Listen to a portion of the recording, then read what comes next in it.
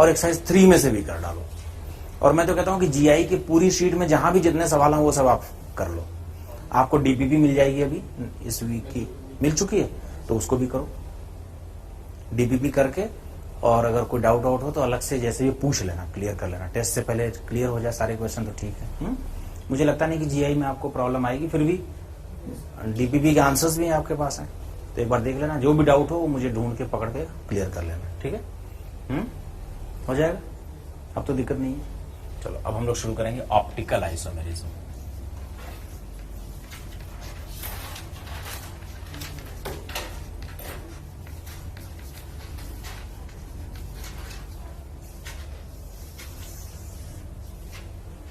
Optical isomerism, ठीक है ना, OI बोलते हैं शॉर्ट में। ऑप्टिकल आइसोमेरिज्म एक बहुत ही हॉट टॉपिक है। Hot topic in the sense कि अब जितने भी मॉलिक्यूल बनाए जाते हैं, ढूंढे जाते हैं, उनकी ऑप्टिकल एक्टिविटी का क्या है वो देखना बहुत जरूरी है, ठीक है ना। ये जो स्टीरियो केमिस्ट्री है ना, ये पूरा का पूरा जो सेक्शन है, ये इस समय रिसर्च का बहुत ही बड़ा मुद्दा है, ठीक है ना। कोई भी कंपाउंड, कोई भी नया कंपाउंड बनता है तो उसकी स्टीरियो के एस्पेक्ट्स पहले चेक किए जाते हैं। ऐसे एग्जांपल्स हैं नेचर में कि एक स्टीरियो आइसोमर समझो डी जो है वो कैंसर की दवा है और एल जो है वो कैंसर कॉजिंग है, जबकि वो दोनों का same molecular formula, same DU, same IUPAC name, same structural formula. केवल स्टीरियो के डिफरेंस की वजह से उनकी प्रॉपर्टीज में इतना डिफरेंस है। ऐसे भी एग्जांपल्स पाए जाते हैं कि डी आइसोमर जो है वो हार्ट स्टिमुलेंट है, यानी कि हार्ट अटैक के समय जो जीवन रक्षक दवा बना के दी जाती है वैसा है, और एल यूजलेस है, बेकार है, वो किसी काम का नहीं है। केवल स्टीरियो के डिफरेंस से उनके यूज में इतना डिफरेंस आ जाता है, ठीक है ना। बात समझ में आ रही। तो इसलिए हमें जब कोई नया कंपाउंड बनता है तो हमें इस बात का बहुत ध्यान रखना होता है कि इसका स्टीरियो एस्पेक्ट क्या है, इसकी स्टीरियो की स्टडी करनी बहुत जरूरी है कि साहब ये ऑप्टिकल एक्टिव है कि नहीं है, ये ज्योमेट्रिकल आइसोमेरिज्म शो करता है क्या, कोई स्टीरियोजेनिक सेंटर तो नहीं है, उसकी वजह से कहीं किसी प्रॉपर्टी में कोई डिफरेंस तो नहीं आ रहा। ये सब चेक करना बहुत जरूरी है, ठीक है ना। तो इस समय स्टीरियो केमिस्ट्री में खूब रिसर्च चलती है। और ऑर्गेनिक बेसिकली मैं आपको पहले भी बता रहा था एक बार कि ये एक ऐसा सब्जेक्ट है जो अपनी ये basically we are dealing with the life molecules. जो आप यहां बैठकर जो सुन रहे हो ना, उस सुनने के लिए जो केमिकल्स जिम्मेदार है ना कान के अंदर और जो माइंड से उसको कनेक्ट कर रहे हैं, वो कुछ एमिनो एसिड्स हैं जो ऑर्गेनिक कंपाउंड्स हैं। जो आप देख रहे हो ना, वो रेटिनल नाम का एक एमिनो एसिड है जो आपके रेटिना में है, जो भी आप देख रहे हो उसकी इमेज बना रहा है रेटिना के ऊपर, वो भी एक ऑर्गेनिक कंपाउंड है। आप लिख रहे हो क्योंकि आपके पास एनर्जी है। एनर्जी कैसे है? उस कार्बोहाइड्रेट की वजह से है जो आपने खाया है, और वो कार्बोहाइड्रेट भी एक ऑर्गेनिक कंपाउंड है, ठीक है ना। So basically organic compounds are the life compounds, life molecules. We are dealing with very life molecules. इसलिए ऑर्गेनिक केमिस्ट्री में खूब रिसर्च चलती रहती है, खासतौर पे फार्मास्यूटिकल इंडस्ट्री में, दवाइयों के लिए और तमाम तरीके के हेल्थ से रिलेटेड बहुत सारी चीजें आजकल चलती रहती हैं। तो मैं तो ये कहता हूं कि अगर ऑर्गेनिक के जो लिटरेचर है, ऑर्गेनिक के ऊपर लिखी हुई किताबें, ऑर्गेनिक के ऊपर छपे हुए लेख, ऑर्गेनिक के जर्नल्स, मैगजीन्स, उनका एक ढेर बनाया जाए, और दूसरी ओर फिजिक्स और मैथ्स का पूरा ढेर बनाया जाए, तो मुझे लगता है कि ऑर्गेनिक का जो है ना वो अकेले बहुत ज्यादा बड़ा हो जाएगा। Every year thousands of compounds are newly added in the list. हर बार ऐसा होता है। देखो दूसरे देशों में, खासतौर पे यूएस वगैरह में, प्रोडक्ट पर पेटेंट है। पेटेंट के बारे में आप जानते होंगे, जैसे आपने कोई नया काम किया, कोई नई डिस्कवरी कर ली, कोई नया इन्वेंशन कर लिया, तो उसको पेटेंट करा लेते हो कि साहब ये हमारा है, ये मेरा प्रोडक्ट है या ये मेरा मेथड है, और इसको कोई कॉपी करेगा तो उसको लीगल, उसको नोटिस जाएगी, उसके ऊपर कार्रवाई होगी, ठीक है ना। तो हिंदुस्तान में जो पेटेंट है वो प्रोसेस पर है। जैसे मैं सिखाता हूं, मान लो पैरासीटामोल नाम की कोई दवाई बनाई आपने। पैरासीटामोल एक ऐसी दवा होती है जो टेम्परेचर रिड्यूसिंग के लिए दी जाती है, मतलब अगर आपको बुखार वगैरह है तो पीसीएम खा लो, सही हो जाता है। पैरासीटामोल कई लोग बनाते हैं, अलग अलग कंपनियां अलग अलग नाम से बनाती हैं, कोई क्रोसिन बोलता है, कोई कैलपॉल बोलता है, ठीक है ना। मान लीजिए आप पैरासीटामोल बनाते हैं और आपका मेथड है ए, कोई दूसरा बंदा भी पैरासीटामोल बना सकता है, लेकिन वो इस मेथड को कॉपी नहीं कर सकता, इस प्रोसेस को। इंडिया में प्रोसेस पर पेटेंट है कि इस प्रोसेस को आप, ये आपका प्रोसेस है, अब इसको दूसरा कोई कॉपी करेगा तो उसके ऊपर कानूनी कार्रवाई होगी। लेकिन पैरासीटामोल बनाने के जितने भी अलग अलग प्रोसेस से बना सकते हो बनाओ, क्योंकि प्रोडक्ट पे पेटेंट नहीं है। इसीलिए हिंदुस्तान में दवाइयां सस्ती मिलती हैं। क्यों? सभी लोग बनाते हैं। अलग अलग प्रोसेस से ही तो बनाना है, लेकिन बना सकते हैं सभी लोग, तो बना लेते हैं। एक प्रोडक्ट को बनाने के कई मेथड हो सकते हैं, कई रिएक्शंस हो सकती हैं। उसने कहा सबसे पहले मैं क्लोरीनेशन करूंगा, उसने कहा कोई बात नहीं, मैं नाइट्रेशन करके क्लोरीनेशन कर लूंगा। सबने बना लिया, सबने कर लिया, और सब इसीलिए यहाँ पे कंपटीशन है और इसीलिए यहाँ पे दवाइयां सस्ती हैं। लेकिन यूएस में क्या है? यूएस में है प्रोडक्ट पर पेटेंट, यानी इस कंपनी ने अगर ये प्रोडक्ट बना लिया तो दूसरी कंपनी इस प्रोडक्ट को नहीं बना सकती।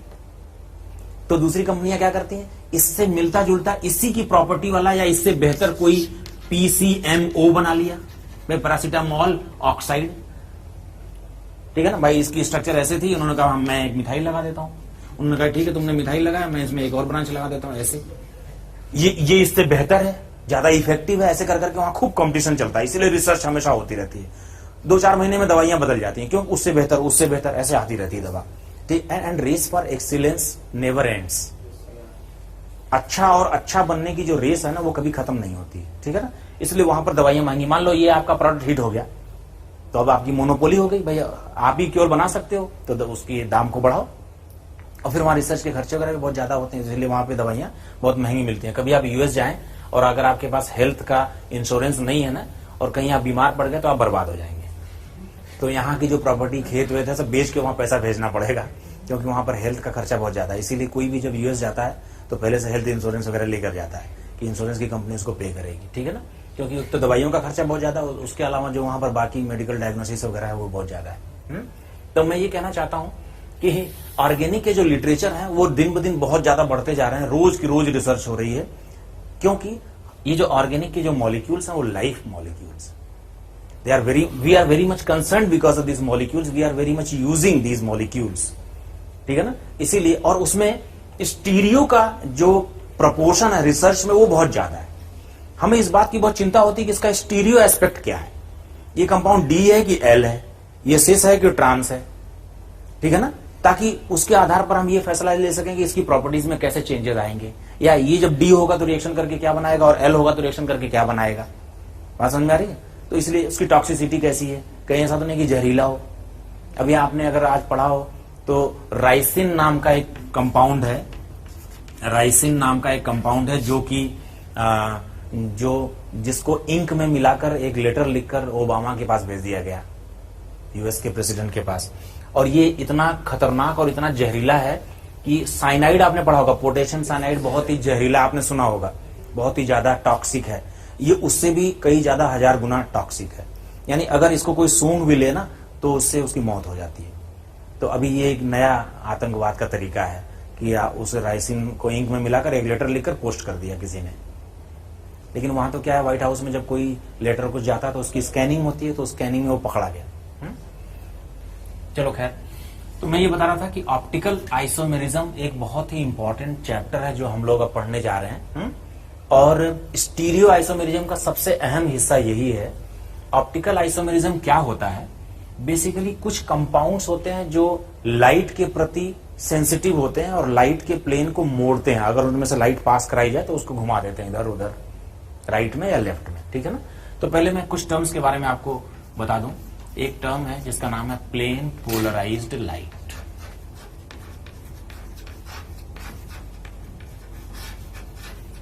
इसको हम लोग शॉर्ट में बोलेंगे PPL, right, plane polarised light.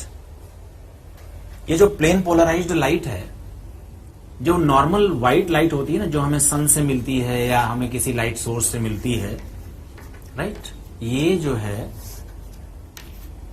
ये नॉर्मल व्हाइट लाइट है।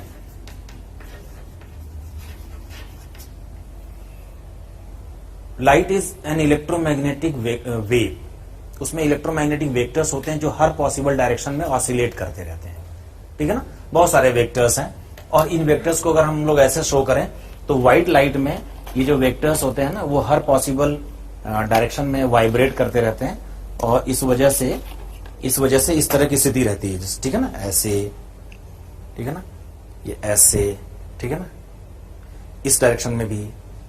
तो जो बेसिकली जो व्हाइट लाइट में जो वेक्टर्स है ना, व्हाइट लाइट में जो वेक्टर्स हैं वो हर पॉसिबल डायरेक्शन में हर पॉसिबल डायरेक्शन में वो घूम रहे हैं, ऑसिलेट कर रहे हैं ऐसे, ठीक है ना। In every possible direction white light electromagnetic vectors are basically vibrating, ठीक है ना। अब अगर हम इस व्हाइट लाइट को, एक प्रिज्म है जिसको बोलते हैं निकोल्स प्रिज्म, ठीक है ना, निकोल्स प्रिज्म। इस प्रिज्म की खास बात क्या होती है कि इसमें एक बहुत ही फाइन सी स्लिट होती है, बहुत फाइन सी एक झिर्री कटी होती है, स्लिट जिसमें से लाइट पास होती है। लेकिन वो इतनी फाइन होती है कि जो लाइट का वेक्टर इसके पैरेलल हो वही उस पार निकल पाता है, बाकी सब यही फिल्टर हो जाते हैं। आपने कभी ऐसी कोई विंडो देखी है पुराने मकानों में जिसमें ऐसे, इस विंडो में जैसे कि इसमें ऐसे ऐसे लंबी बार्स लगी होती हैं, ऐसी विंडो देखी है आपने क्या? सभी ने देखी है। अगर मान लो इसमें लकड़ियों के बहुत सारे टुकड़ों को, लकड़ियों को ऐसे बांध के और इसमें से पास करने की कोशिश करें तो कौन सी वाली लकड़ी इसमें से पास होकर बाहर निकलेगी? जो इसके पैरेलल होगी, बाकी सब यहां रुक जाएंगी। Exactly what happens in the Nichols prism also. When this light passes through the Nichols prism, because of the very fine slit in the Nichols prism, only that electromagnetic vector passes through which is parallel with the slit. मेरी बात समझ नहीं पा रहे हो? समझ रहे हो? जो उस स्लिट के पैरेलल है वो लाइट तो पास हो जाती है, बाकी सब यही फिल्टर हो जाते हैं। So you can say that this Nichols prism is basically a very ultra fine filter. ठीक है ना? ये एक तरह का फिल्टर है। तो ये यहां से पास हो गई लाइट। जब लाइट पास हो गई तो केवल वही वाले वेक्टर्स बाहर निकल के गए जो कि इस स्लिट के पैरेलल थे। इसी को बोलते हैं plane polarised light, PPL, plane polarised light. What is plane polarised light? Plane polarised light is the light in which all the electromagnetic vectors are oscillating और vibrating in same plane. You understand? और वो उसको PPL कैसे बनाते हैं? Normal light को Nicol's prism में से पास करके। इसीलिए इस निकोल प्रिज्म को कई बार ऐसे बोले थे पोलराइजर, पोलराइजर, जिसने इसको पोलराइज करवाया, ठीक है ना। कुछ ऐसे कंपाउंड्स होते हैं, organic compounds, some organic compounds are such that when this PPL is passed through the organic compound, this compound rotates the plane of PPL either towards right or towards left with some theta angle. ठीक है ना। अगर इस PPL को हम organic compound से पास करें और ये इस PPL के प्लेन को रोटेट कर दे कंपाउंड, तो हम कहते हैं कि साहब ये कंपाउंड ऑप्टिकली एक्टिव है, ठीक है ना। What is the cause for this optical activity? हाँ, नहीं, बेसिकली तो बहुत सारी चीजें हैं। हम लोग बेसिकली वही पढ़ने वाले हैं कि देखकर हम बता सकें कि ये मॉलिक्यूल ऑप्टिकली एक्टिव है या नहीं है। इस चैप्टर में मेरा उद्देश्य ये है कि मैं आपको सिर्फ ये सिखा सकूं कि दिया हुआ ये मॉलिक्यूल जो है वो ऑप्टिकली एक्टिव है या नहीं है। बहुत सारी चीजें हैं जो हम लोग करेंगे, मुझे बहुत सारी चीजें बोलनी पड़ेंगी। मुझे डर है कि आप सब कुछ सुन पाएं और सीख पाएं या नहीं, लेकिन मैं फिर से कोशिश करूंगा, रिवाइज करेंगे हम लोग। मैं बताना ये चाहता हूं बेसिकली जो नॉर्मल फंडा है वो ये है कि इस, मान लो ये एक मॉलिक्यूल है और मॉलिक्यूल में एटम्स का कुछ अरेंजमेंट है, राइट, और एटम्स में भी इलेक्ट्रॉन्स है और अपनी लाइट भी तो इलेक्ट्रोमैग्नेटिक वेव है। जब ये इलेक्ट्रोमैग्नेटिक वेव पीपीएल है ये, जब ये इलेक्ट्रोमैग्नेटिक वेव मॉलिक्यूल से टकराती है तो उसके जो इलेक्ट्रॉन्स हैं एटम के अंदर, उनके साथ ये इंटरैक्ट करती है तो डेविएशन होता है। मान लो ये डेविएट कर गया, लेकिन जैसे ये लाइट इधर डेविएट करके आई, इस एटम का काउंटर पार्ट यहां बैठा हुआ था, उसने वापस से लाइट को डेविएट करके सीधी कर दिया, तो हमने कहा कि नेट रोटेशन निल हो गया। This molecule is not rotating the plane of polarised light because of symmetrical situation inside. You understand? भाई एक एटम ने घुमाया, दूसरे ने उसको सीधा कर दिया, क्योंकि उसके सिमेट्रिकल पोजीशन पर वो बैठा हुआ था जिसने उसको काउंटर बैलेंस कर दिया, तो नेट रोटेशन हो गया निल। लेकिन मान लो यही लाइट किसी ऐसे मॉलिक्यूल में एंटर कर गई जहां पर सिमेट्री नहीं थी, मान लेते हैं सिमेट्री नहीं थी यहां पर, ठीक है ना। ये लाइट यहां से एंटर कर गई और डेविएट हो गई, इसको सीधा करने वाला कोई नहीं था तो डेविएट होकर निकल गई, तो हम कहेंगे साहब ये मॉलिक्यूल ऑप्टिकली एक्टिव है। बात समझ में आई? तो यानी ऑप्टिकल एक्टिविटी के लिए कहीं ना कहीं अनसिमेट्रिकल होना यही जिम्मेदार है। क्यों? Symmetrical molecule will not rotate the plane of polarised light, understand, but unsymmetrical molecule will. That means cause of optical activity is unsymmetry which is present in the molecule, understand. तो ये एक theme है, मतलब ये जो rough करके जो हम चैप्टर शुरू करने जा रहे हैं उसकी बात है। बेसिकली ये कहानी कहां से शुरू होती है? लुई पास्चर नाम के एक साइंटिस्ट का नाम आपने सुना हो, शायद सुना हो, लुई पास्चर। लुई पास्चर, ये मुझे ठीक से नहीं याद है ये यूरोप के कौन से देश के, मेरे ख्याल से ये स्पेन या स्वीडन के रहने वाले थे, मुझे ठीक से नहीं याद है। बट लुई पास्चर साहब जब छोटे थे तो इनके फादर की एक केमिस्ट की शॉप थी, जो भी उनका गांव का टाउन रहा होगा वहां पर, और कई बार ये उस शॉप पे जाके बैठते थे, छोटे बालक थे जब ये। और इनके केमिस्ट की शॉप के पड़ोस में एक ब्लैक स्मिथ की शॉप थी, जो लोहार होते हैं उनकी। तो जब भी इनके गांव में कभी किसी को डॉग बाइटिंग हो जाती थी, कोई कुत्ता काट लेता था, तो उसको लेकर उस लोहार की दुकान पर लोग आते थे, और समझो जहां मान लो पैर में काट लिया, वहां घाव हो गया, तो वो क्या करता था, उसको रेड हॉट आयरन से उसको जलाता था उस घाव को। शायद उनका आइडिया होगा कि इससे वायरस मर जाएंगे और फिर ये आदमी बच जाएगा। कई बार वो बच जाता होगा, कई बार वो आदमी मर जाता होगा, लेकिन कई बार ये जो बालक लुई पास्चर अपनी दुकान पर बैठ के इन सब चीजों को देखा करते थे, और उन्हें बहुत ही, this scene used to be very painful to him. तो उन्होंने उसी समय डिसाइड किया था कि मैं बड़ा होकर इसका कोई आसान तरीका खोजूंगा, और बड़ा होकर उन्होंने एंटी रेबीज वैक्सीन बनाई। और उनकी दरिया दिली देखो, उन्होंने एंटी रेबीज वैक्सीन बनाकर और उसका फॉर्मूला सार्वजनिक कर दिया। वो चाहते थे पेटेंट लेते, और एडिसन की तरह से बल्ब का जैसे पेटेंट लिया उन्होंने, करोड़पति अरबपति हो गए। लेकिन उन्होंने कहा भाई ऐसा है, मेरा चक्कर छोड़ो, ये फॉर्मूला है, बनाओ, लगाओ, यूज करो, फ्री में एंटी रेबीज वैक्सीन मिलता है गवर्नमेंट हॉस्पिटल में, अगर आप जाएं तो फ्री में मिलता है। लुई पास्चर साहब ने बनाया था, ठीक है ना, बात समझ में आई। और उन्होंने बनाकर उसका फॉर्मूला बिल्कुल ही पब्लिक कर दिया। उन्होंने कहा सब लोग बनाओ और मेरे पीछे मत पड़ो, मुझे और काम। उसके बाद उसी समय जब वो थोड़े बड़े हुए ना, तो बड़े हुए तो उन्होंने अपने गांव में एक लैब बना ली, छोटी सी लैब बना ली। केमिस्ट्री में उनको इंटरेस्ट था, और लैब बना के छोटे छोटे एक्सपेरिमेंट किया करते थे। तो उनके टाउन में वाइन मर्चेंट होते थे, शराब के व्यवसायी। देखो यूरोप में शराब जो है वो एक ऐसा ड्रिंक है जो उनके लिए उनकी क्लाइमेटिक कंडीशंस की वजह से जरूरी है। कभी कभी वो 0 डिग्री पे होते हैं, कभी कभी वहां का क्लाइमेट माइनस में टेम्परेचर होता है, तो उनको कोई ऐसा एक एनर्जी ड्रिंक चाहिए जिससे बॉडी जो है वो गर्म रहे। लेकिन हिंदुस्तानियों को तो अंग्रेजों की नकल करने की बीमारी है, तो 48 डिग्री टेम्परेचर पे पता लगा दारू पी के लेट गए, नाली में गिर गए। तो बात समझ में आई। तो जो बहुत सारे ड्रिंक्स और वो चीजें जो है वो जलवायु के कंडीशन के आधार पर अलग अलग देशों के लिए सूटेबल होती है, जो दूसरे देशों में सूटेबल नहीं हो सकती है। ऐसा हो सकता है कई बार। तो हमें इस बात का ध्यान रखना चाहिए कि हमारे लिए तो ठंडे शरबत चाहिए, क्यों, हमें तो 42 डिग्री सेंटीग्रेड, 42 तो अभी कल ही था टेम्परेचर यहाँ का, तो हमें इतने डिग्री टेम्परेचर पर तो ठंडा वाला पेय चाहिए ना, कि वो गर्म वाला पता लगा और गर्म हो गए, पागल हो गए। हाँ, तो खैर मैं ये बता रहा था कि उनके देश में वाइन एक नॉर्मल ड्रिंक होगा, वाइन मर्चेंट, वहां की वाइन फेमस होगी, वहां के लोग वाइन ज्यादा पीते होंगे, बनाते होंगे, क्योंकि उनको क्लाइमेटिक कंडीशंस की वजह से उसकी जरूरत पड़ती होगी। तो उनके पास, लुई पास्चर के पास आते थे वाइन मर्चेंट्स की, यार ये फर्मेंटेट हो जाती है, वाइन खराब हो जाती है जल्दी से, कोई उपाय अगर तुम्हारे पास हो। तो उन्होंने विचार करके एक बार ये उपाय बताया कि अगर वाइन को बॉइलिंग टेम्परेचर से ऊपर तक गर्म कर दो, खूब हीट कर दो, और फिर सडन कूलिंग कर दो, एकदम कूल कर दो, 0 तक कर दो, तो ये वाइन ज्यादा देर तक चलेगी और खराब नहीं होगी। चलो वाइन पर तो ये एक्सपेरिमेंट होता ही है, लेकिन पूरी दुनिया इस एक्सपेरिमेंट को मिल्क पर तो करती है। आज पूरी दुनिया दूध पर ये वाला जो इनका फंडा है, पास्चर का दिया हुआ फंडा है, वो इस्तेमाल करती है। और इस मेथड को भी हम पेस्चराइजेशन बोलते हैं, after his name Louis Pasteur. ये पूरी दुनिया को लुई पास्चर साहब ने बताया कि मिल्क को गर्म करो और ठंडा करो तो ये ठीक रहेगा, ज्यादा देर तक खराब नहीं होगा। बात समझ में? मतलब पास्चर साहब कोई ऐसे छोटे मोटे आदमी नहीं थे, वो ऐसे चलते फिरते वो ऐसे ऐसे सलाह दे देते थे कि दुनिया आज तक उसको फॉलो करती है। फिर क्या हुआ, लुई पास्चर साहब को इंटरेस्ट आ गया क्रिस्टल की स्टडी में।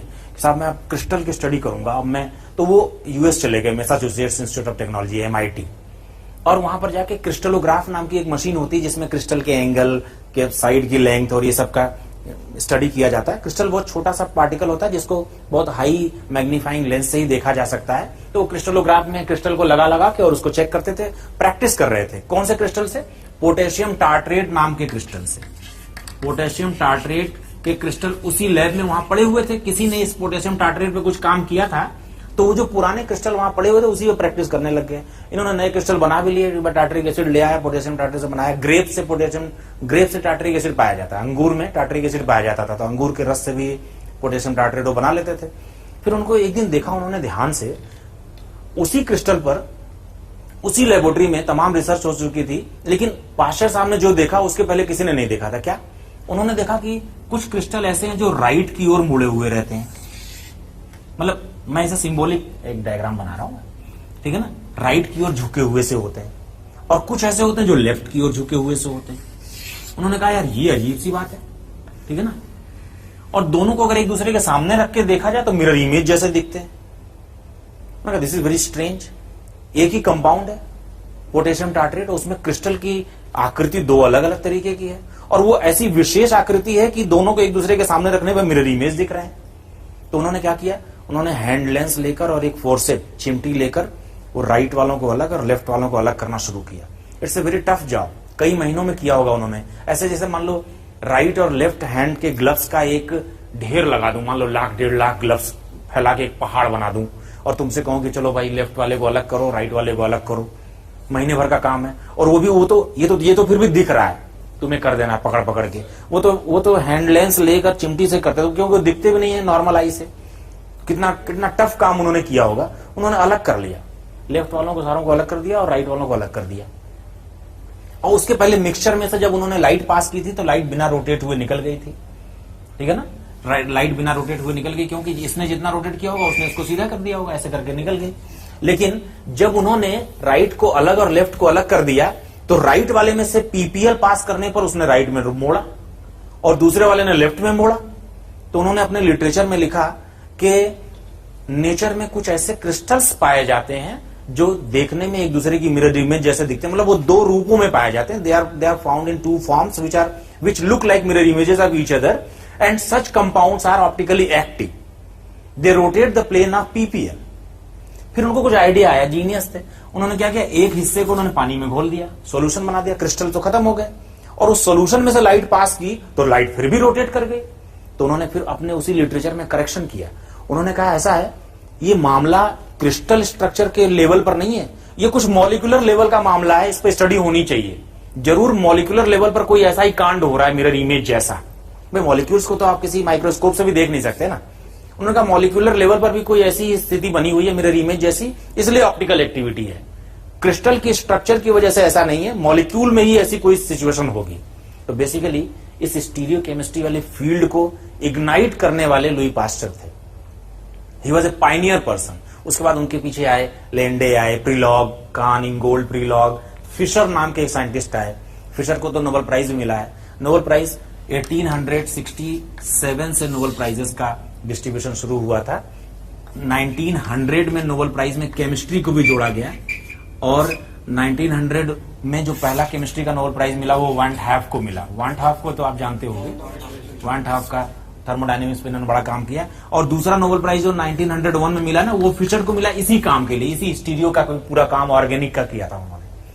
ये वही फिशर है जिन्होंने पास्चर के बाद आकर काम किया। बात समझे? नहीं, पास्चर के समय में तो नोबेल प्राइज जैसी कोई कमेटी ही नहीं रही होगी ना भाई। नोबेल प्राइज जैसे संस्था जब आई तभी तो उसके बाद ही तो विचार हुआ। 1900 के पहले तो केमिस्ट्री वालों को कुछ प्राइज मिलता नहीं था ना, और ये पास्चर वगैरह तो उसके पहले ही इन लोगों ने सब कर दिया था काम। मेरे ख्याल से 1900 में पास्चर साहब जिंदा भी नहीं रहे होंगे। मैं ठीक से एक बार फिर से पता करके बताऊंगा आपको, ठीक है ना।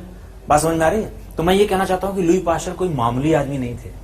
आज हम पेस्चराइज्ड मिल्क देखते रहते हैं, यूज भी करते हैं, या दूध लेकर घरों में भी ऐसे उबालते हैं, ठंडा करते हैं।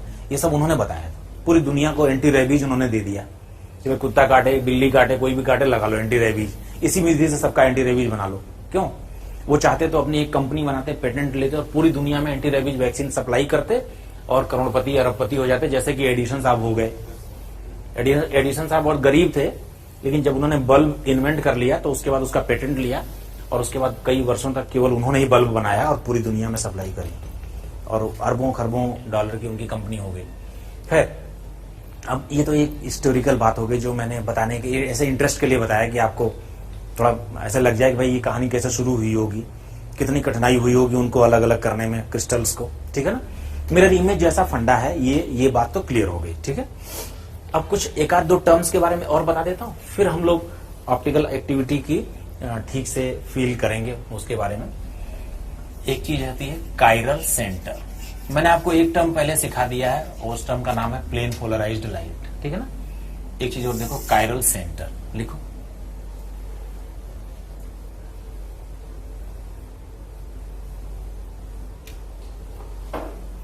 कायरल सेंटर क्या होता है, लिखो। It is an sp3 atom, it is an sp3 atom which is connected with 4 different groups. It is an sp3 atom which is connected with 4 different groups. ठीक है। It is an sp3 atom which is connected with 4 different groups. ठीक है ना। Full stop के बाद लिख लो, if this sp3 atom is carbon, if this sp3 atom is carbon, it is known as chiral carbon, ठीक है ना। अगर ये कार्बन है और इस पर 4 डिफरेंट ग्रुप्स लगे हुए हैं, A, B, C और D, so this carbon is known as chiral carbon. But I tell you, chiral centre can be carbon और any non carbon sp3 atom which is connected with 4 different groups, that's it, ठीक है ना।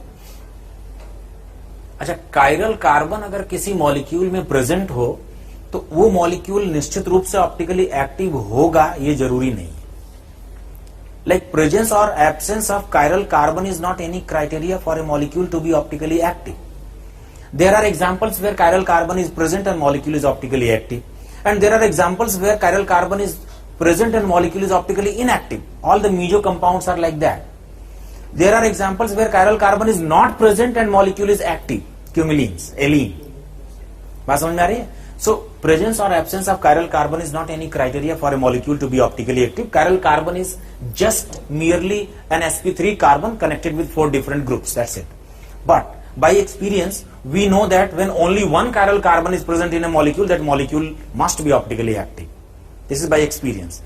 किसी भी molecule में अगर एकमात्र chiral center present हो, कार्बन ही क्यों, कोई भी कायरल सेंटर प्रेजेंट हो, तो ऑप्टिकली एक्टिव जरूर होता है। उसका एक एक्सेप्शन है टर्शरी एमीन, उसको छोड़कर, ठीक है ना। लेकिन ये एक्सपीरियंस से हम जानते हैं। लेकिन कायरल कार्बन का प्रेजेंस या कायरल कार्बन का एब्सेंस किसी मॉलिक्यूल की ऑप्टिकल एक्टिविटी के लिए कोई भी कंडीशन नहीं होती, ठीक है ना। इस बात को हम लिखेंगे, नोट लिखो, node first.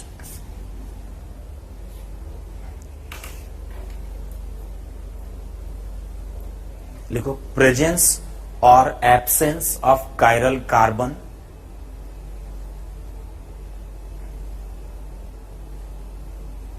presence or absence of chiral carbon is not any criteria for a molecule to be optically active.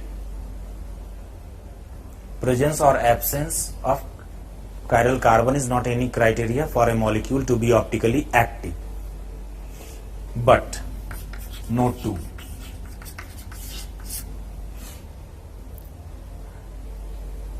Note 2 लिख लो. But in case when a compound has only one chiral center,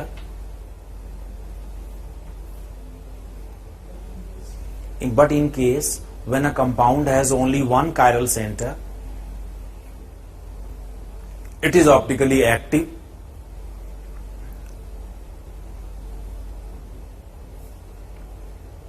With one exception of tertiary amine. With one exception of tertiary amine.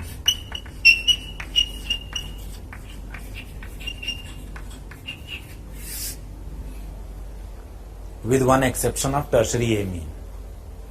एक tertiary amine वाले case को छोड़कर बाकी सभी cases में अगर एकमात्र कायरल सेंटर प्रेजेंट हो तो मॉलिक्यूल ऑप्टिकली एक्टिव जरूर होता है। हालांकि हम ये जानते हैं कि प्रेजेंस या एब्सेंस जो होती है कायरल सेंटर की, वो मॉलिक्यूल की ऑप्टिकल एक्टिविटी के लिए कोई कंडीशन नहीं होती। लेकिन हम ये भी जानते हैं कि अगर एकमात्र कायरल सेंटर हो तो ऑप्टिकल एक्टिविटी जरूर होती है, एक अपवाद को छोड़कर। ठीक है ना। कायरल सेंटर क्या होता है साहब? कायरल सेंटर एक ऐसा sp3 एटम है जो 4 डिफरेंट ग्रुप्स रखता है। ठीक है, सभी को ये बात समझ में आ रही है? 4 डिफरेंट ग्रुप्स से कनेक्टेड sp3 एटम को हम कायरल सेंटर बोलते हैं, और वो कार्बन भी हो सकता है, नॉन कार्बन भी हो सकता है। लेकिन अगर वो नाइट्रोजन है और टर्शरी एमीन का पार्ट है तो वो ऑप्टिकली एक्टिव नहीं होगा, वरना एकमात्र कायरल सेंटर वाला जो भी मॉलिक्यूल होता है वो ऑप्टिकली एक्टिव जरूर होता है। ठीक है ना, बात समझ में? कायरल सेंटर को गिनना है, मान लो हम लोगों को गिनना है कायरल सेंटर को। जैसे एग्जाम्पल के तौर पर मान लो मैं आपसे कहूं कि क्या इसमें कोई कायरल कार्बन है? क्या ये कार्बन है जो 4 डिफरेंट ग्रुप से जुड़ा हो? नहीं। क्या ये कार्बन है? देख लो, इसको चेक करो। इस कार्बन पे कौन कौन से ग्रुप जुड़े हुए हैं? एक तो मिथाइल है, एक Cl है, एक इथाइल है और एक H है। क्या ये चारों ग्रुप्स डिफरेंट है? Are they different? If they are different then this carbon is termed as chiral carbon. Chiral carbon is generally shown by a star mark on that. एक स्टार लगा देते हैं। सभी को बात समझ में आ रही है? चलो इसमें देखो यार,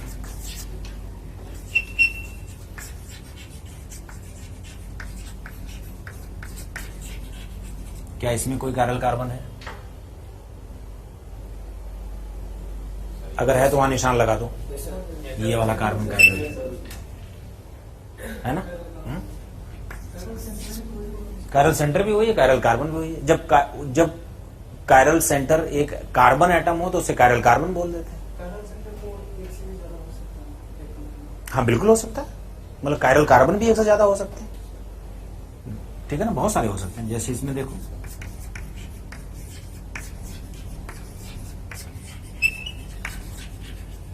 बताओ क्या इसमें ये दोनों कायरल कार्बन है? तो हम कहेंगे कायरल कार्बन है 2। निशान भी लगा दिया, उस पर स्टार लगा दिया। सर दूसरे वाला ऑप्टिकल एक्टिव होगा, तीसरे में नहीं नहीं नहीं नहीं, कायरल सेंटर कौन सा उसका? तो 2 तो कायरल सेंटर ही 2। मैं समझा नहीं बात को, तुम मेरी बात समझो पहले।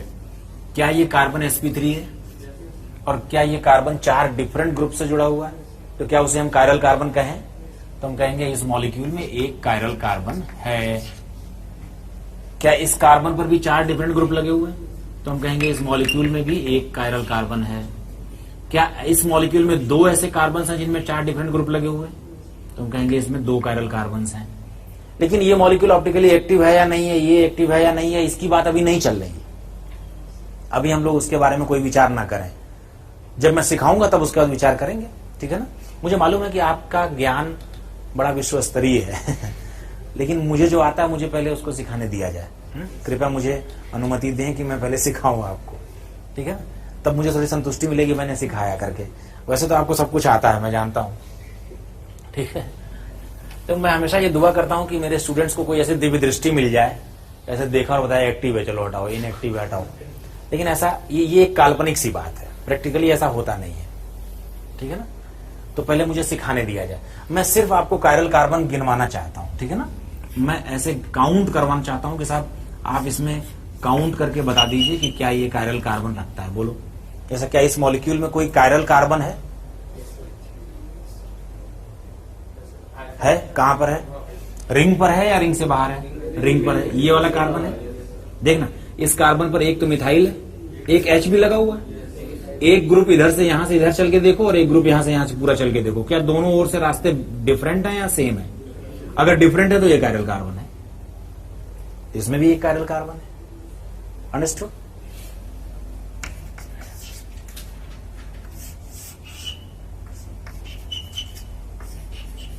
क्या इसमें कायरल कार्बन है?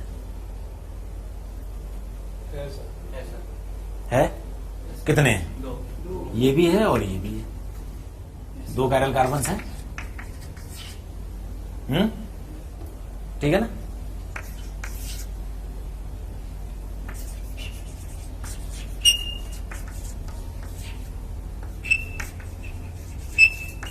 क्या इसमें कायरल कार्बन है?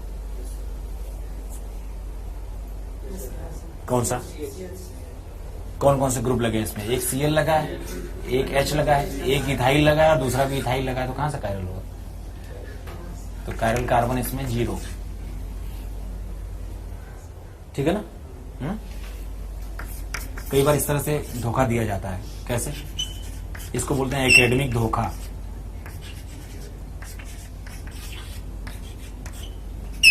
आइसोप्रोपाइल, ये बोल दिया लो। सेम है ना, देखो ये दोनों सेम ग्रुप्स हैं, isopropyl isopropyl. So no chiral centre present in this. ठीक है, समझ में आई बात?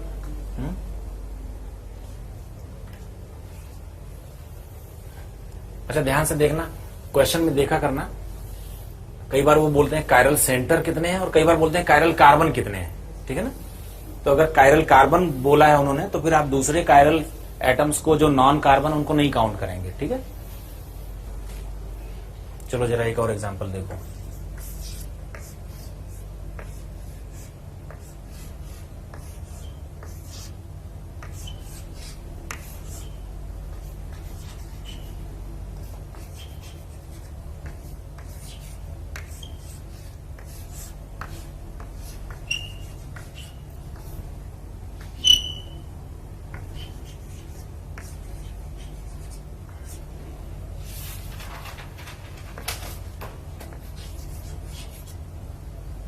बताओ, एक यहां पर भी कुछ लगा लो।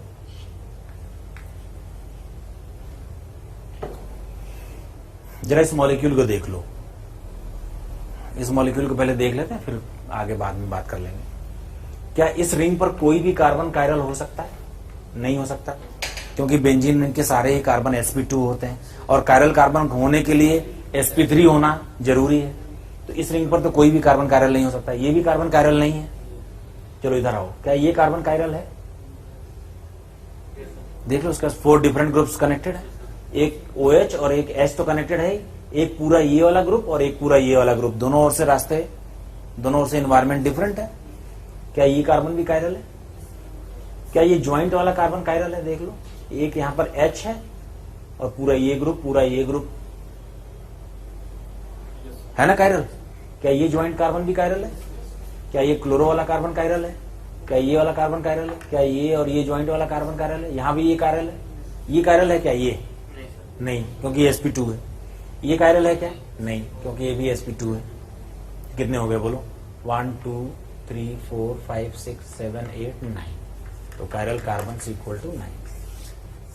क्या आप ऐसी बड़ी स्ट्रक्चर्स को देखकर कायरल कार्बन काउंट कर लोगे? ठीक है, तो अगली डीपीपी में ऐसे क्वेश्चंस भेजेंगे हम लोग, और कराऊंगा इसी तरह से। हैं, हो जाएगा अभी? मेरे ख्याल से अब तो कोई दिक्कत नहीं आएगी आपको बॉयस। What you say? चलो, तो we shall continue the same. Optical की बात करेंगे, और इस बार आपको ज्यादा सावधानी से पढ़ना है, क्योंकि अब इस बार हम लोग वास्तव में 3D मॉलिक्यूल्स को विजुलाइज करने वाले हैं। So kindly keep your mental I open.